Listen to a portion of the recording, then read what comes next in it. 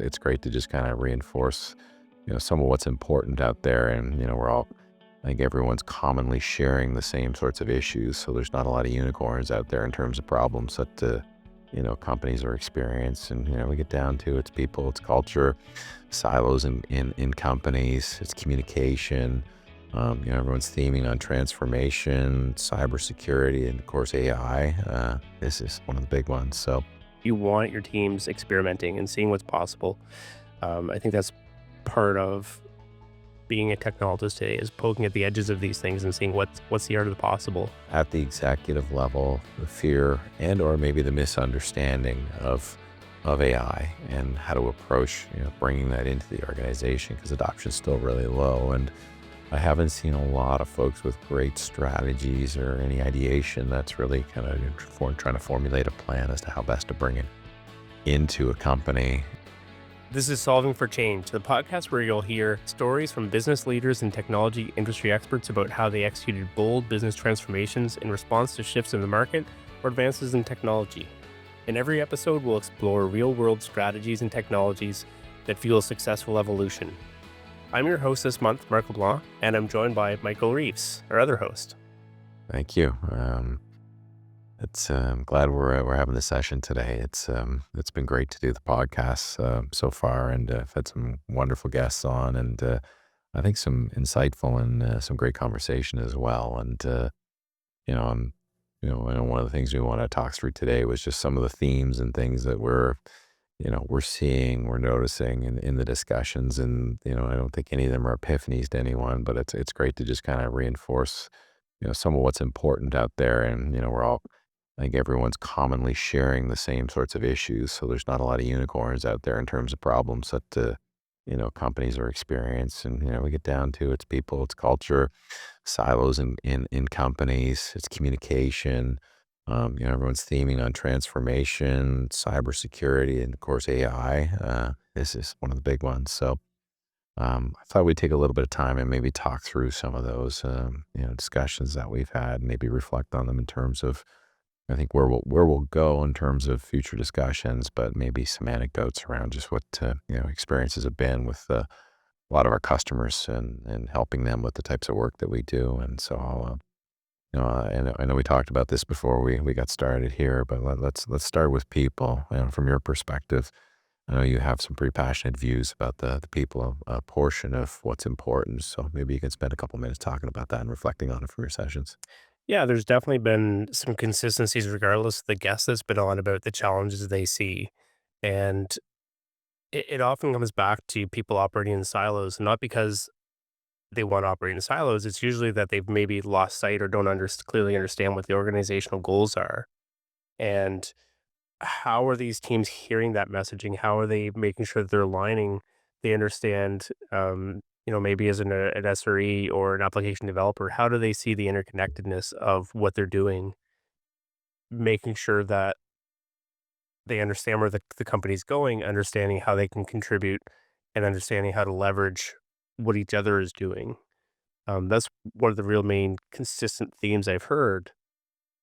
We've touched a little bit on skill set and skill gap in certain areas as well. I think that there's ways that organizations can support and facilitate the upskilling. I think that has to come, it still comes back to where's your organization going so that they know where to invest in the skills and then people know what skills to invest in. That's the big thing that I've been hearing. And if you maybe unpack that a little more, just within it, and you can use our company as an example because you've been working on trying to transform our service delivery and the people and how we do things. And so if you look at it, we've got infrastructure folks, we've got cybersecurity folks, we've got app dev, app modernization folks, I'll call them. DevOps, DevSecOps, like all those things exist within the walls of our company that we provide services and have expertise around for our customers. And um, trying to integrate that together in terms of a collaborative approach for, how we're trying to solution for our customers. And it's the same construct that exists in our customers in terms of them trying to solve that problem. I know you kind of have some ideas as to, how you try and cajole that or try and bring that together. So maybe you can spend a minute talking about that. uh, you know, I'm chuckling in my head. I'm thinking well, you're trying to bring your teams together as one team, one dream. But that takes a lot of work and making sure people are comfortable with that. And it probably comes back to just people having a fear of change, right? Like there's, I've done this job for so long and this is how I do it and this is the tools I use and that's kind of the lane I'm comfortable in. And how do you make people feel okay to branch out? And there's one element of making people comfortable to be vulnerable and knowing, if mistakes happen or if there's stumbling blocks, uh there's no boogeyman in the closet coming to get you. Like that's a big part of the culture shift that has to happen to bring that team together. Because you're going to stick their neck out into an area that's not their domain of control that they feel like I'm the expert in. I'm a network fellow. Why am I talking about automation? They have to know that they're not going to be judged. They're not going to be perceived as failing. They're just trying to branch out. How do you facilitate that? And a lot of the times it's looking at some of your more senior people and saying, "Hey, I need you to express when you've made a mistake and make that public and support." And then they see that the leadership hasn't come down and said, "Well, you failed." Like it's not like that. It shouldn't be a, "Hey, you made a mistake, pack your bags and get out." It's okay, well, what did we learn? Let's move on. Let's maybe not do that again. Those are some of the sort of things that I try to implement. And do you have anything in terms of like I'll call it kind of like a corporate architecture or a group architecture? You talk about the silos and trying to use technology to build the collaboration in addition to, other things around trying to get people to collaborate together. Automating processes and, trying to get everybody to understand what that whole supply chain looks like. And, do you have some best practices or ideas there in terms of, if I take that and we talk about in terms of the infrastructure team collaborating with the app dev team, collaborating with the security team and trying to, create, you know, a, I'll call it a business architecture, which leads to a technology architecture that allows you to kind of integrate, I'll say a more seamless, less contentious, less friction approach to collaborating and delivering work. A lot there, sorry. There's a lot there. Um, I believe a lot in iterating. I don't believe that you can kind of put out the final solution. I don't think that what you think is a final solution today, by the time you're 3 days from now, is gonna have changed at least 3 times. So I think, even when we're out consulting with our customers and we're trying to bring in some sort of a change, you often look for a group that it clicks with. They get it. They get what you're trying to do and they're behind it. They're excited about it. The passion's there because it's hard to insert that passion. If the passion's already there, you're half the battle's over. Um, so what's something that gets people really excited and you kind of build on that and you iterate out. And so maybe, thinking of some really basic examples, maybe you have a lab infrastructure that you're doing something in cloud. You want people to start labbing in GCP or in Azure or in AWS. You want that to be seamless. You want people, someone to say, "I want to do something in Google. I want a lab like that." Snap their fingers and there it is. Okay, so what's going to get us there today? Maybe that's, and I take it with IT service desk, and they go in there manually creating your lab. Well, we want to stop that. We want that to be like a pull request in through GitOps because that's how we want our teams to kind of evolve because it's consistent, it's scalable, it's on demand.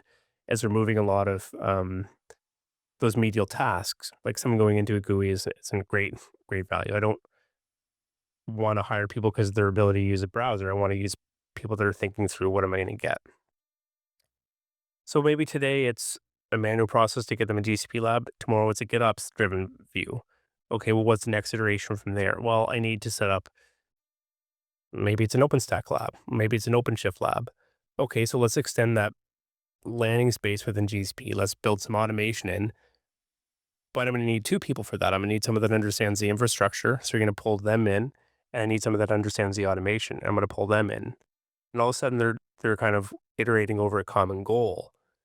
And it's very small steps, but you're moving the needle each time you iterate over that.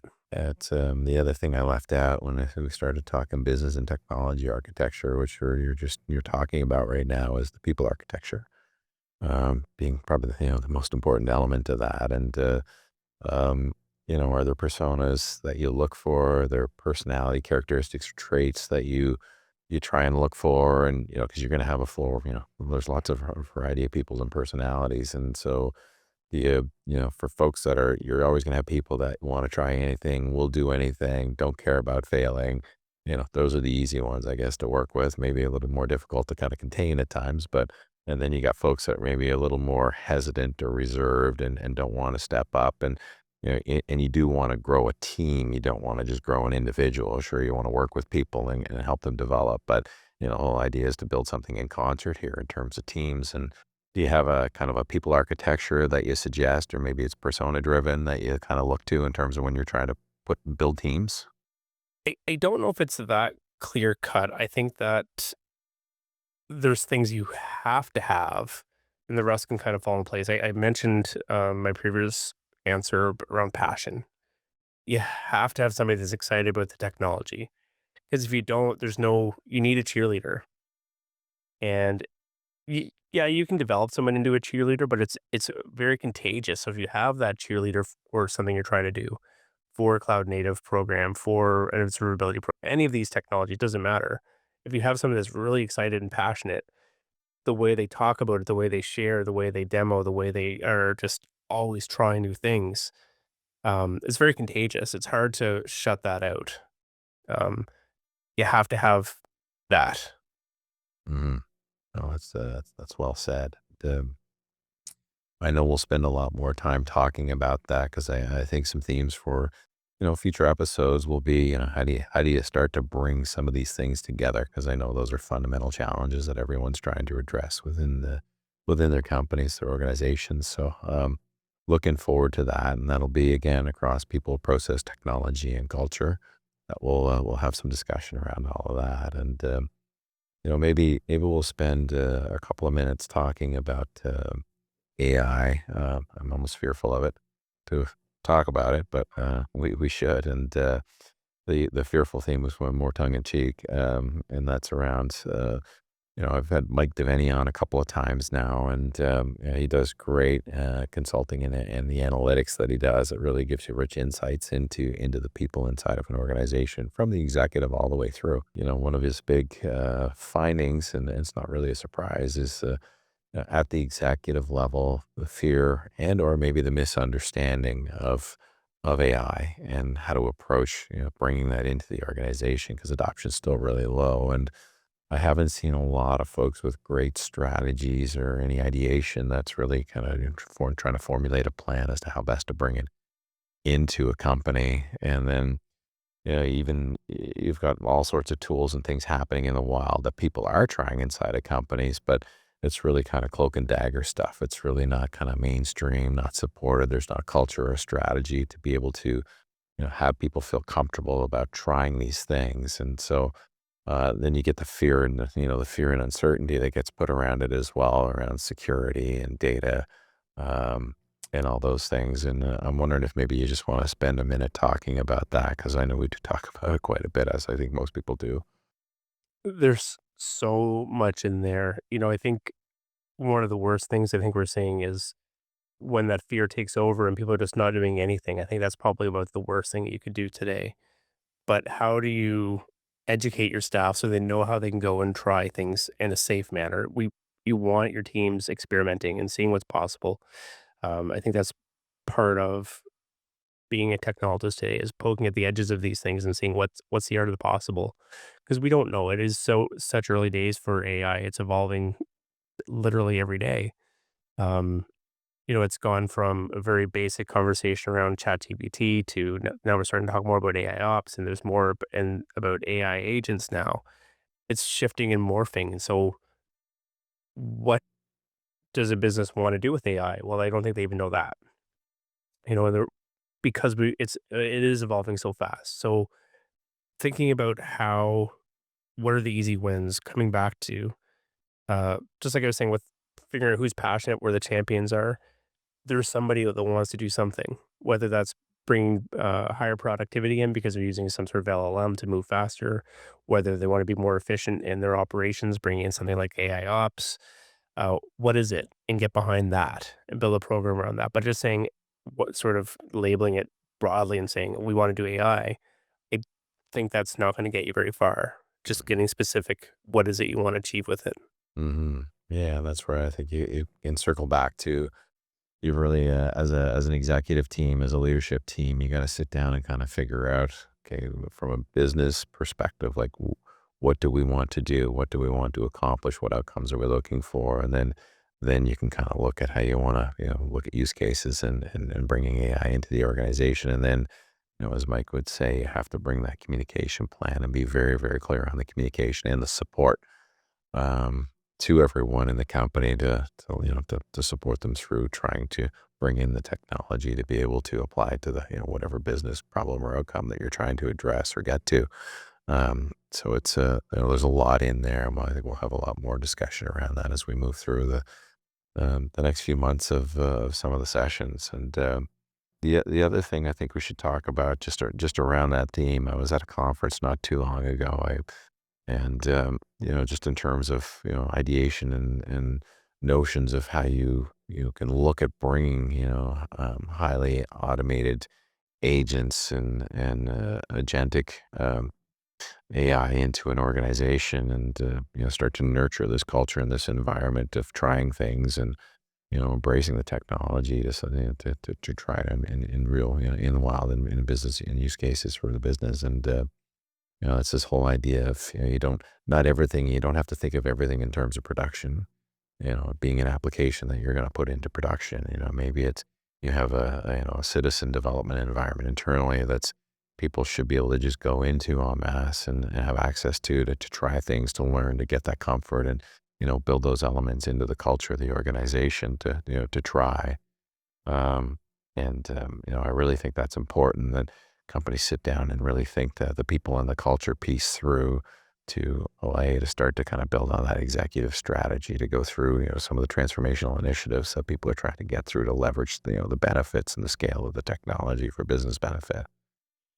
So we'll spend a lot of time on that. Like the whole agentic AI theme is really, really starting to take off in the last couple of quarters in particular. And I'll pause there. We'll cut it off on the AI piece. But if you have some comments or anything you want to say around agentic in particular, I'll give you the opportunity. Nothing around AI, agentic in particular. I think, just thinking back about how fast AI is moving, it'll be interesting to see where we are 2 or 3 quarters from now even, right? Um, you see it more. You go on different platforms, you go on LinkedIn, different blogging systems, you can tell people are using it. And I don't think that that's because people want to sound like it was generated by AI. I think they're leveraging it to polish the content because there is some great stuff being put out there. Just it looks and feels like it was AI generated. So are we going to get to more of a human element? I think that's one part around sort of the LLM kind of usage, like the chat GBTs. I think that, and we had our story on with the Canadian telecom company bringing in some AI ops to bring in some better operations with their monitoring and their platform teams. We're gonna have more stories like that emerge. There's gonna be more wins. Um, I don't know where it's gonna go for agentic AI. I think it's still early, but there'll be some good stories that come out of that as well. Yeah, no, I agree. Maybe next we'll touch on another very hot topic and continues to scale in terms of how fiery it is, and that's security, cybersecurity.